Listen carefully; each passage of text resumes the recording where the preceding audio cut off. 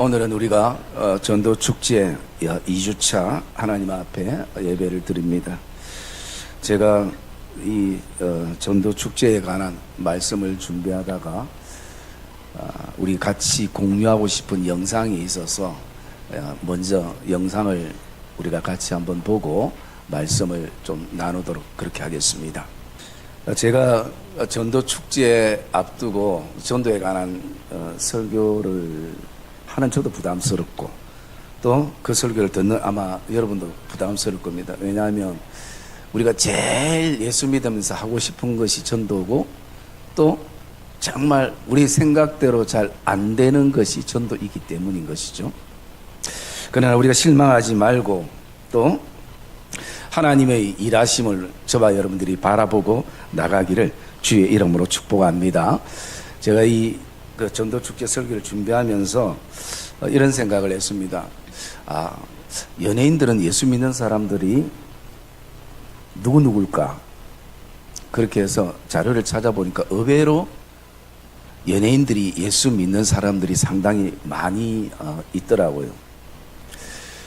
그 믿는 사람들 가운데에 누가 전도를 제일 많이 했을까 생각하고 그 자료를 찾아보니까 개그맨 이승미 씨가 가장 전도를 많이 했던 연예인 중에 한 명이더라고요. 그러면 제 안에 또 궁금한 게 한 가지 또 생겨서, 그러면 전도를 저렇게 많이 하는 이승미 씨는 누가 전도했을까? 자료를 이래저래 아무리 찾아봐도 자료가 잘 없어요. 그래서 제가 별로 안 좋아하지만 AI한테 물어봤습니다. 물어보니까 AI가 답을 주는데 이렇게 답을 주고 있습니다. 지금은 돌아가신 그 개그맨 김형곤 씨 어머니가 이 이승미 씨에게 굉장히 전도를 많이 했다고 합니다.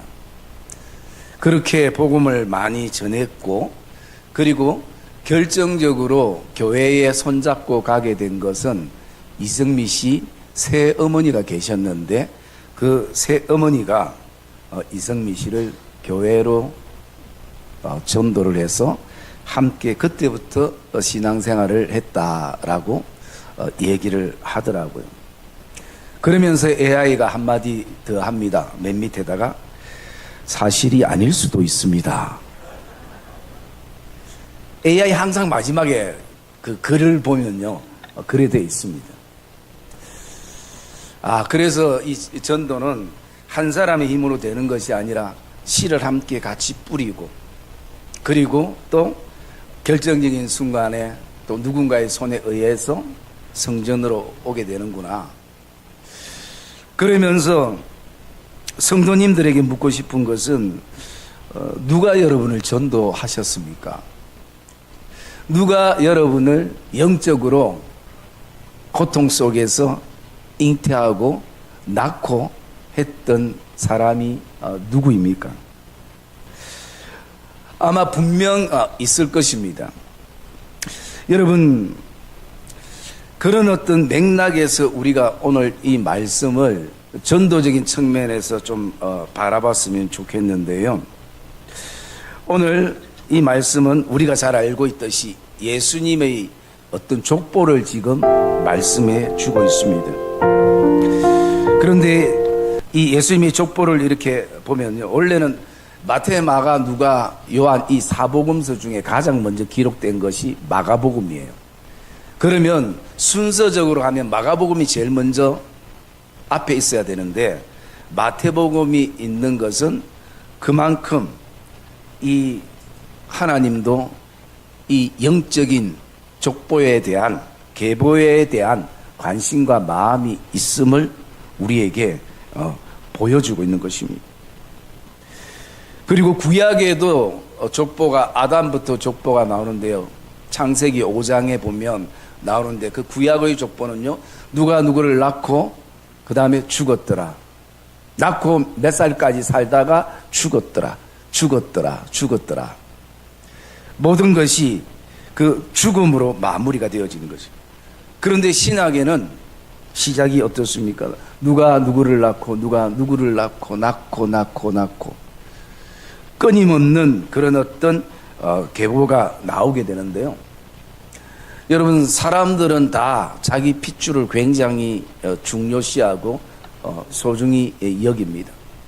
왜냐하면 그 혈연의 관계는 사실 끊을래야 끊을 수 없는 그런 관계이기도 하는 것입니다. 여러분, 이 마태복음에는 이 계보가 단순한 이름을 말하는 것이 아니라 이 계보 속에 이스라엘의 역사가 담겨져 있고요. 이 계보는 단순한 혈연의 관계가 아니라 하나님의 구원의 역사의 관계성을 오늘 이 본문에서는 나타나고 있다는 것입니다. 그리고 그 계보들을 쭉 이어가 보면요, 그 계보 속에는 저와 여러분이 포함되어 있는 것을 확신하기를 주님의 이름으로 축복합니다. 그래서 우리는 예수님의 계보라는 것이, 여러분, 우리가 전도를 하고 하지 않고를 떠나서 먼저 이런 자부심이 좀 생겼으면 좋겠습니다. 여러분, 우리는 하나님을 또는 예수님을 만왕의 왕이라 고백을 합니다. 그러면 우리가 예수님의 계보 속에 우리가 영적 하나님의 자녀로 인치임을 받았기 때문에 우리는 오늘도 왕권을 가지고 있는 왕의 자녀들이라는 것입니다. 여러분, 세상 사람들은 자기가 학교만 좀 괜찮은데 나와도 자부심이, 프라이드가 굉장히 강합니다. 그리고 또 좋은 직장만 좀 다녀도 굉장히 그것을 자부심을 크게 가집니다. 여러분, 세상의 자부심은 결국 비교 속에 열등감과 우월감 이 속에 빠지지만 우리 영적인 가문, 영적인 계보, 우리가 오늘도 왕의 계보 속에 놓여 있다라는 이 사실은 정말 자랑하고도 남는 우리에게 자부심이 되어지는 것이에요. 그래서 1장 1절에 보면 이렇게 시작합니다. 아브라함과 다윗의 자손 예수 그리스도의 세계라, 그렇게 표현을 하고 있는데요, 다른 성경에는 그 앞에 한 단어가 더 있다고 합니다. 그게 뭐냐면 예수 그리스도라는 것이, 그렇게 이렇게 시작됩니다. 예수 그리스도와 아브라함과 다윗의 자손 예수 그리스도의 족보라, 계보라. 그래서 신학은 예수 그리스도의 시작에서부터 예수 그리스도로 마무리되는 것이 바로 이 신약의 내용인 것을 우리가 알게 되어집니다. 여러분, 오늘 우리는 어떻게 내가 예수님의 계보에 이르게 되었는가? 그것은 우리의 힘으로 불가능한 것이, 우리의 노력으로도 불가능한 것이, 거기에 대해서 성경은 우리에게 분명히 말해주고 있습니다. 우리 한번 찾아볼까요? 에베소서 2장 1절 말씀 한번 찾아봅시다.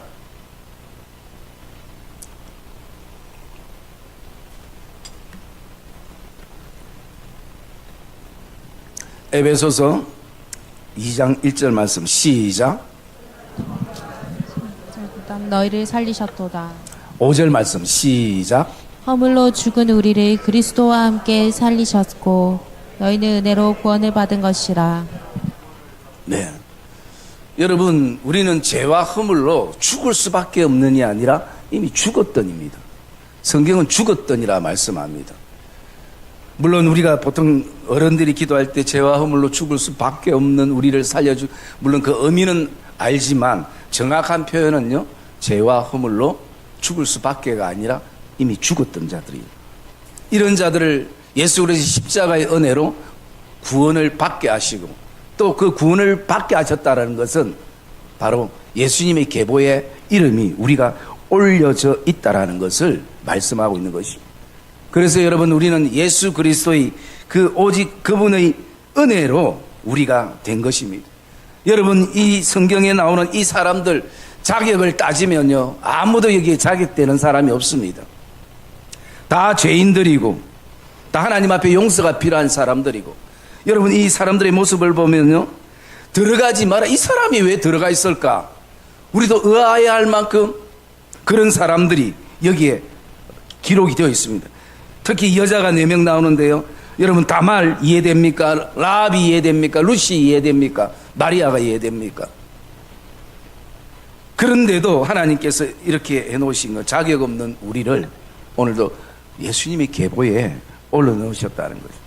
여러분, 이 땅에 내가 자랑할 것 아무것도 없다 할지라도 여러분 누구보다도 우리에게 자랑할 것은 오직 왕의 자녀들이라는 걸 저와 여러분들이 기억하기를 주님의 이름으로 축복합니다.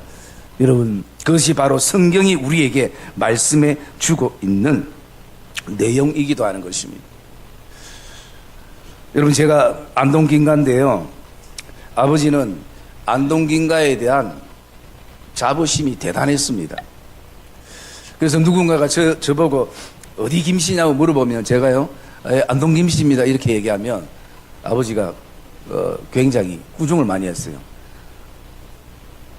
그때는 안동김가라 해야 된다. 내가 볼 때는 김씨나 김가나 거기서 거긴데 아버지는 뭐 어떤 마음을 가지고 이런 마음을 가지고 있어요. 김씨라고 하는 것은 옛날에요, 쌍놈들이나 쓰는 말이지 양반들은 그 말을 안 쓴다. 여러분, 제가 지금도 안동 고향에 가면요, 종으로 살았던 후손들이 지금 있어요. 지금도 그분이 우리 이 산들을 때로는 지키기도 하고, 그리고 또 때로는 이 벌초도 해주기도 하고, 지금은 이제 시간이 많이 지나서 그렇지 않는데, 그래서 저는 그분이 저보다 나이가 많기 때문에 종집안의 그거라도 제가 부를 때는 그 아재라고 그렇게 부르기도 합니다. 여러분, 이 혈연의 이따가 사라질 이 혈연에 대해서도 그런 자부심을 가지고 있다면, 여러분, 영적인 계보에 우리가 놓여 있다는 것은 그냥 당연한 게 아니라 여러분 대단한 것임을 저와 여러분이 확신하기를 주의 이름으로 축복합니다. 여러분, 전도는 여기서부터 시작이 되는 것이. 그리고 오늘 이 말씀 속에 우리가 묵상할 두 번째는 뭐냐면요, 비록 지금 우리가 육적으로는 더 이상 출생할 수 있는 상황이 아니더라도 영적 출생은 나이를 떠나서 가능한 것을 우리가 기억할 수 있어야 하는 것입니다. 여러분, 지금도 우리는 끊임없이 영적 출생이 가능한 존재인 것을 저와 여러분들이 알아야 되는 거예요. 왜? 이 영적 계보를 이어가는 것이 우리에게 사명과 소명이기 때문인 것입니다. 여러분, 오늘 이 말씀은 단순하게 육적인 계보만을 이어지는 것이 아니라는 것을 증명해 주는 것이, 여러분 16절 말씀 한번 볼까요? 16절 말씀 시작.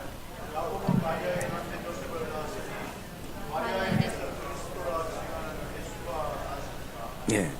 여러분, 이 말씀을 생각 없이 읽으면요, 그냥 이렇게 읽혀집니다. 그러나 제가 오늘 아침에 다시 또 이렇게 보다 보니까, 여러분, 야곱은 구약의 사람입니다. 그런데 지금 마리아의 남편 요셉은 어떤 사람입니까? 신약의 현재 사람인 것이에요. 그런데 마치 이 야곱이 마리아의 지금 현재 신약에 와서 남편 요셉을 낳았다란 말은 사실은 육체적인 계보로는 맞지 않습니다. 이름만 야곱의 아들과 같을 뿐이에요. 그런데 오늘 정확하게 마리아의 남편 요셉이라고 얘기하는 거죠. 그러면 왜 이렇게 지금 이 계보 중간이 이렇게 벙 떴는가? 그것은 다른 이유도 있겠지만 저는 생각할 때 이것은 육체적인 계보만을 적으려는 것이 아니라 이것은 반드시 영적인 계보를 하나님이 원하시는 것이라는 것을 제가 알게 되는 것입니다. 여러분, 저도 안동김가 한 번에는 아버지가 족보책을 이렇게 주던데요, 2권의 족보책이 많아. 2권인데 책이 두께가 이렇게 됩니다. 그 내 이름 찾는데 하루 종일 걸릴 수도 있어요. 여러분, 오늘도 성경은 육체적인 계보를 말하는 것이 아니라 영적인 계보. 그렇기 때문에 이 마리아의 남편 요셉은 그 어떤 계보에서 왔는가 한번 찾아보세요. 누가복음 1장 27절 말씀 같이 보겠습니다. 누가복음 1장 27절 말씀 같이 봅니다. 시작. 다윗의 자손 요셉이라 하는 사람과 약혼한 처녀에게 이르니 그 처녀의 이름은 마리아라. 예. 여러분, 여기에 그 다윗의 자손 요셉이라고 나오잖아요. 이게 지금 믿음의 계보를 말씀해 주고 있는 것입니다. 그래서 여러분, 우리는 오늘도 예수님의 그 계보가 이어질 수 있도록, 그것은 단순한 한 명을 내가 전도 교회로 데리고 오는 개념이 아니라 좀 더 큰 그림을 우리가 품어야 됩니다. 또 그 속에는 어떤 의미가 있는가? 하나님께서 그를 예수 그리스도의 계보로 세워주셨는데 본인이 느끼지 못하고 알지 못하고 인정하지 않고 살아가는 우리 가족들이 있고 형제 자매들이 있고 또 친인척들이, 지인들이 있을 수가 있다는 것입니다. 그래서 여러분, 오늘 우리가 육적으로 모든 것이 힘들다 할지라도 영적인 출생이 가능하다는 것입니다. 여러분, 심지어 오늘 이 본문에는 어떤 상황 속에서도 나왔는지 한번 볼까요? 우리 11절 말씀 한번 봅시다. 11절 말씀 시작. 바벨론으로 사로잡혀 갈 때 요시아는 여고나와 그의 형제들을 낳으니라. 예. 여러분, 바벨론으로 사로잡혀가는 그 시점이 애 놓을 시점입니까? 애기 가진 시점입니까? 고통과 힘듦과 나라가 빼앗기는 그런 상황 속인데도, 그럼에도 불구하고 오늘 11절에는 바벨론으로 잡혀갈 그때에 요시아는 여고냐를 낳고, 또 뿐만 아니라 12절도 볼까요? 바벨론으로 사로잡혀간 후에도 바벨론 그 땅에서도 영적인 자녀들이 계속 출생되고 있다는 것입니다. 그래서 여러분, 우리가 영적으로 누군가를 낳고 출생시키는 것은 환경을 뛰어넘어야 되는 것이, 상황을 뛰어넘어야 되는 것. 그 한 가지 예로 우리가 잘 아는 빌레몬서 한번 찾아볼게요. 빌레몬서 1장 10절 말씀 같이 한번 봅시다. 빌레몬서 1장 10절 말씀 읽읍시다. 시작.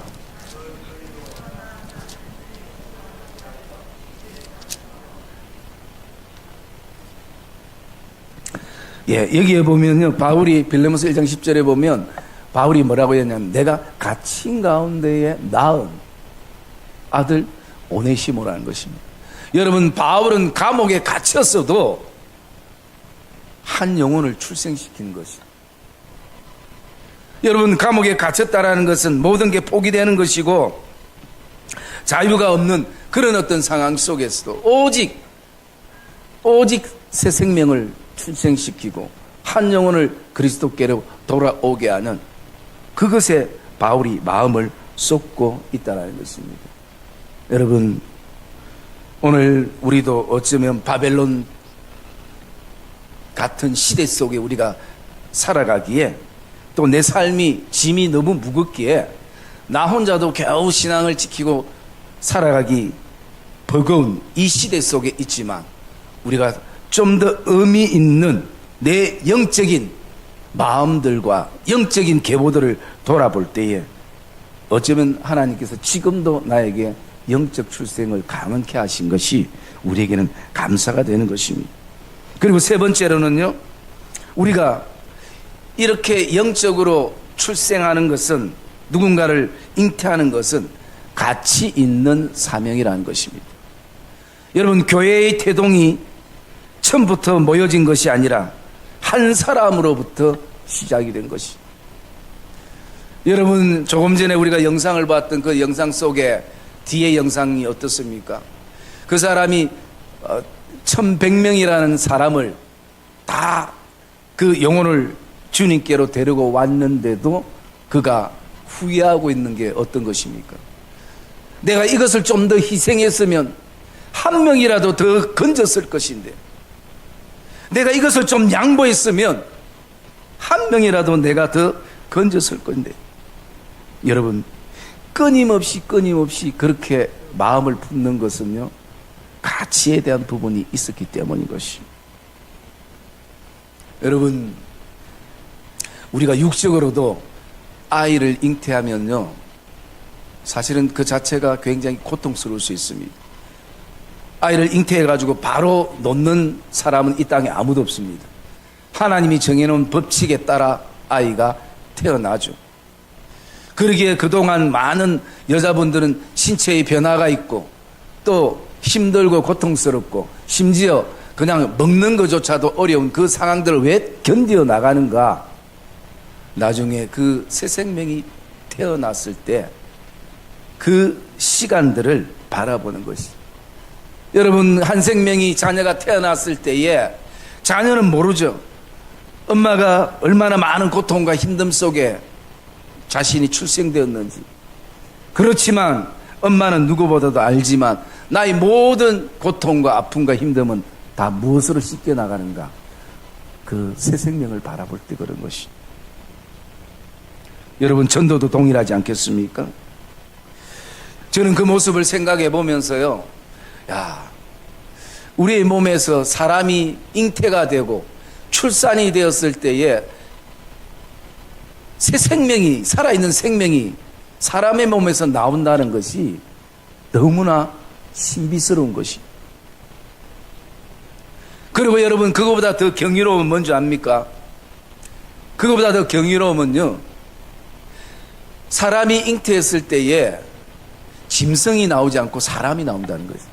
여러분, 만약에 그 잉태를 했는데 말이 나오거나 소가 나오거나 또 돼지가 나오거나, 여러분, 그 한번 상상을 해보십시오.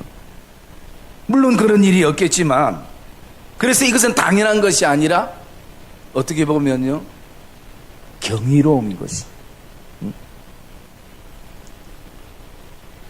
오늘 저와 여러분 안에도 오늘 한 영혼을 가슴에 품는 것은요, 가치 있는 사명이라는 것입니다. 그래서 우리도 단지 이 전도축제, 아이고 마지막 주 지나면 또 그냥 흘러가겠지라는 생각을 가질 것이 아니라, 오늘도 우리가 이게 정말 가치 있는 사명이라면, 여러분, 전도가 쉽습니까? 자존심도 상하죠. 그리고 퍼질 거 다 퍼졌는데 결정적인 순간 안 올 때도 있죠. 얼마나 많은 것들이 있습니다. 우리의 생각대로 안 되는 부분이 많습니다. 그래서 시편 기자는 이런 고백을 했습니다. 씨를 뿌리는 자는 눈물을 흘리며 씨를 뿌리는 자는 기쁨으로 단을 거두리로다. 여러분, 그 당시에 왜 씨를 뿌리는 사람들이 눈물을 품고 뿌려야 되는가? 그 이스라엘의 그 기후는요, 이제 햇볕이 좀 나서 지금 씨 뿌리면 좋겠다 싶어서 씨를 뿌리고 난 다음에 돌아섰는데 바로 비가 와가지고 씨가 다 썰려가 버려요. 또 한 번 더 하면 또 반복해서. 그래서 여러분, 그 당시에 이스라엘 땅의 배경을 보면 진짜 눈물을 씹는 것이.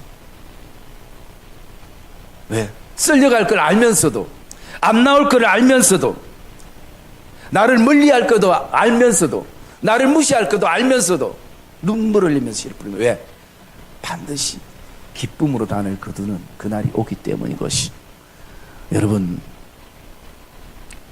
어쩌면 교회에서 전도하는 한 사람 데리고 올 때마다 돈 100만 원씩 주면 어쩌면 막 여러분들 발에 땀이 나도록 할 수도 있을 겁니다. 그러나 그보다 더 가치 있는 게 뭡니까? 한 영혼이 내가 예수님의 계보인 줄을 내가 몰랐다. 교회를 통해서, 믿음을 통해서, 당신을 통해서 내가 이거 알게 되고 깨달은 것, 여러분, 그 가치는 돈으로 비교할 수 없을 것입니다. 그래서 여러분, 우리가 전도를 하고 안 하고를 떠나서 이 세 가지를 먼저 우리가 좀 가슴에 품고요. 그러면 우리의 삶 가운데서 어떻게 우리는 사람들에게 다가갈 것인가? 여러분, 오늘 이 말씀을 통해서 제가 몇 가지를 생각해 봤는데, 첫째는요, 대상이 있어야 된다는 것입니다. 여러분, 이 모든 계보들이요, 다 대상이 있습니다. 상대가 있습니다. 믿음의 계보가 그냥 된 것이 아니라 상대가 있다는 것이에요. 여러분에게도 분명 상대가, 대상이 있을 것입니다. 먼저 대상에 집중할 수 있어야 됩니다. 그리고 두 번째로는요, 찾아야 됩니다. 여러분, 이 사람들이 그냥 막 우연히 만났겠습니까? 어쩌면 남편을 간절히 평생 살 사람을 찾고 평생 함께할 아내를 찾고 그런 어떤 시간들이 이들에게도 있었을 것입니다. 여러분, 예수님도 그분의 사역이 찾는 데 있었습니다. 아무도 관심 가지지 않는 잃어버린 한 마리 양을 향해서 주님은 찾으셨습니다. 산과 들로 방황하는 양을 위해서 그렇게 찾으신 것입니다. 여러분, 그렇게 찾아진 사람들이 바로 저와 여러분들 아닙니까? 주님이 그토록 찾았기 때문에 모든 사람들이 외면하는, 그러나 주님은 왜 그렇게 하셨는가? 우리에 있는 99마리 양도 귀하지만 길 잃은 한 마리 양의 가치를 99대 1로 동일하게 보신 것입니다. 그게 주님의 생각이고 주님의 마음입니다. 교회 안에서 오늘 목자의 말을 잘 듣는 99마리 양도 귀하지만 늘 핑계하고 또 약속 어기고 기타 등등 하는 그 한 마리 양을 향한 가치가 하나님은 동일하게 보시는 것이. 그러기에 그 어린 양을 가지고 와서 잔치를 하는 것이. 내가 잃어버린 양을 찾았다. 내가 잃어버린 아들을 찾았다. 내가 잃어버린 드라크마를 찾았다. 여러분, 찾아야 하는 것입니다. 찾으면 반드시 찾게 되어 있는 것입니다. 그리고 세 번째로는요, 만나야 합니다. 여러분, 이들이 이런 계보가 될 수 있는 것은요, 만남이었습니다.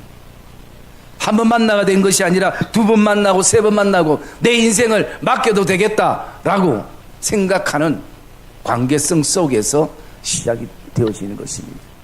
여러분, 우리가 대상이 발견되면 찾아야 되고 그 다음에 자주 만나야 돼요. 그런 만남의 관계들이 있어져야 되는 것입니다. 그리고 마지막 네 번째로는요, 씨앗을 뿌려야 되는 것입니다. 복음의 씨앗을 뿌려야 되는 것입니다.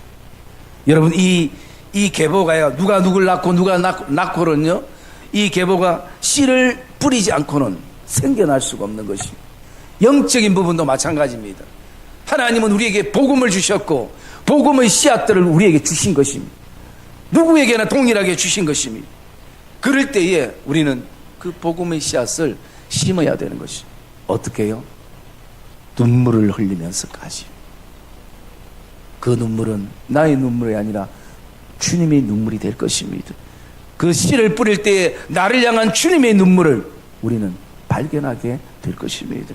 사랑의 믿음의 성도님들, 오늘도 우리가 예수 그리스도의 계보에 놓여 있는 이 은혜가 당연함이 아니라 감사함으로 우리가 출발된다면, 지금도 우리 주변에는 오늘도 내가 낳아야 될 사람들이 너무나 많이 있다라는 것을 저와 여러분들이 기억하며, 오늘 이 분명한 변하지 않는 존재감을 가슴에 품고 오늘도 하나님의 그리스도의 편지로, 그리스도의 향기로 저와 여러분들이 오늘도 살아가는 복된 전도자의 길이 되어지시기를 주님의 이름으로 축복합니다.